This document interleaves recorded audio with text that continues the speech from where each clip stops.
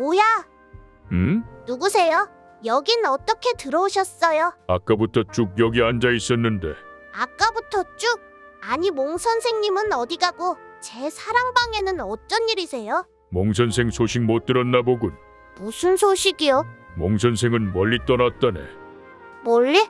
멀리 어디요? 설마 무지개 그런 거 말씀하시는 건 아니죠? 아직 못 해준 이야기가 류 많은데. 선생 보고 싶을 거야. 무지개? 몽 선생은 가족여행을 떠났는데. 야, 이 멍청한 강아지야. 그런 말을 너처럼 내리 깔고 이야기하면 어떡해? 하하하. 성격이 역시 듣던 대로구만. 몽 선생 걱정은 그만하고 재밌는 이야기나 해주게. 걱정 안 했거든. 그렇다 치고 오늘 주제는 무엇인가? 오늘 주제는 말이야. 주제가 뭐냐니까. 말이라고 이 바보야. 어허. 이 건장한 말들은 어떤 말들이지? 이 말들은 바로 조선을 세운 태조 이성계의 8마리 말을 그린 팔준도첩이라고 해. 태조 이성계. 전쟁을 누비던 말들이었구만. 맞아. 팔준도의 말들은 생김새와 출신 지역에 따라 각자의 이름과 스토리가 있어. 우선 첫 번째 횡운골은 구름을 가로지르는 송골매라는 뜻으로 이성계가 홍건적을 토벌할 때 탔던 말로 전해져. 어라. 구름을 가로지른다니 멋있는걸? 그리고 유린청은 기린처럼 노니는 푸른 말, 추풍호는 바람을 쫓는 까마귀, 발전자는 벼락을 내뿜는 붉은 말. 잠깐. 이거 묘 선생이 지어낸 거 아냐? 이름이 너무 판타지스러운데. 지어내다니. 엄연히 조선 건국 과정을 담은 서사시 용비어 천가에 고스란히 남아있는 기록이라고. 용비어 천가에 있다면 내 인정하도록 하지. 행운골은 태조가 홍건적을 토벌할 때, 유린청은 용봉의 황산 전투에서 승전할 때 탔던 말이고, 추풍호와 용등자도 여러 전쟁터를 함께했던 말이라고. 전투 중에 화살에 맞은 개수도 기록될 만큼 세세하게 팔준마에 대한 기록이 남아있어. 왕이 타는 말이 화살에 맞았다고. 이성계는 왕이기 이전에 뛰어난 장군이기도 했다고.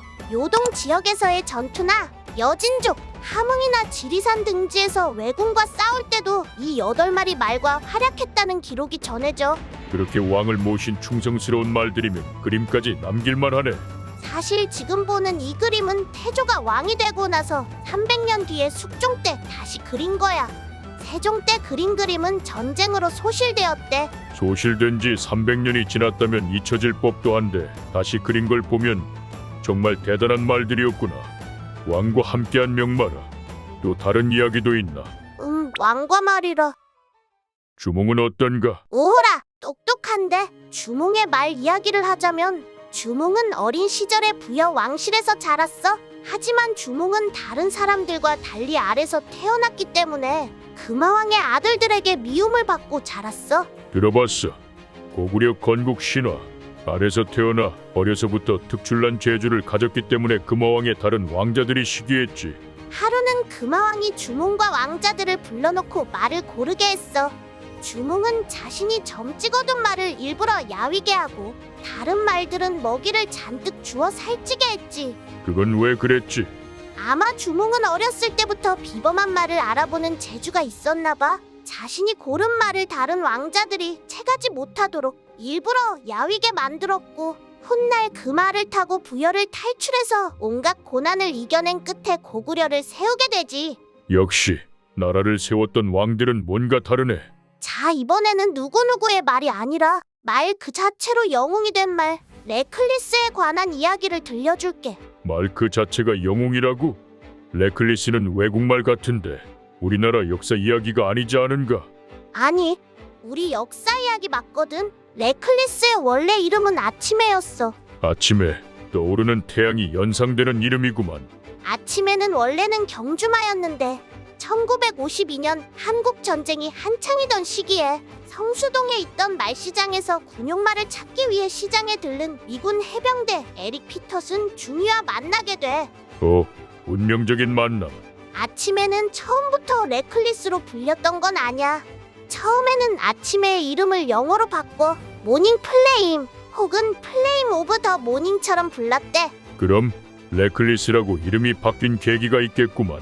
피터슨 중위는 아치메에게 탄약 수송 훈련을 시켜 전투에 투입했어. 그 당시에 아치메는 빈번했던 고지전 전투에서 각종 물자를 운반하며 일반 병사 10명이 할 일을 혼자 너끈히 해냈다고 해. 경주마로 살다가 전쟁에 참전하다니 걱정되는 걸. 그렇지 않아. 아침에는 미군의 일원이 되자마자 특출난 활약을 펼쳤고 함께 전장을 누비던 동료들이 우모할 정도로 용감하다는 뜻으로 붙여준 이름이 바로 레클리스야. 포탄이 빗발치는 전장을 함께 누빈 전우들이 붙여준 이름이라니 자부심을 가질 만한 이름이구만. 레클리스의 영화 같은 이야기는 지금부터 시작이야. 전쟁이 극에 달하던 1953년 3월 미군과 중공군이 베가스 고지에서 전투를 벌이게 돼. 미군이 이 고지를 지키기 위해선 무반동포에 넣을 포탄이 끊임없이 필요했대. 그 역할을 바로 레클리스가 했구나. 레클리스는 5일 동안 고지를 51번이나 오르내리며 무려 4톤이 넘는 포탄을 실어 날랐대. 그냥 오르기도 힘든 산길을 포탄을 싣고 오르내리다니. 다행히 미군은 레클리스의 활약으로 고지를 사수할 수 있었어. 놀라운 건 이런 포화 속에서 레클리스는 기수 없이 혼자서 임무를 수행했다는 거야. 혼자서 그걸 어떻게 한 거지? 그러니까 이름이 바로 레클리스 아니겠어? 그래서 결말이 어떻게 된 거지? 이런 이야기는 항상 결말이 슬프잖아. 다행히 우리 영웅 레클리스 이야기는 달라. 레클리스는 포탄 파편에 다치는 일이 있었지만 한국 전쟁이 정전될 때까지 활약했고 제발 해피엔딩이었으면 했어. 전쟁이 끝나고 레클리스는 샌프란시스코로 가게 돼. 거기서 하사로 진급까지 하게 되지. 심지어 훈장도 받고 1997년에는 무려 워싱턴이나 링컨 대통령과 같은 인물들과 함께 라이프지에서 선정한 미국 역사상 위대한 100인의 영웅에 선정돼. 경주마에서 전쟁 영웅까지 동물로서 자부심이 차오르는 스토리였어. 그렇지. 자, 오늘 이야기는 여기까지야. 동물로서 자부심을 한껏 느껴도 좋아. 주인에게 사료투정이나 했던 삶을 반성하게 되는구만. 나도 레클리스처럼 전쟁에 나갈 수 있었다면. 주인한테 혼나기 전에 집에나 가도록 해. 안녕. 안녕.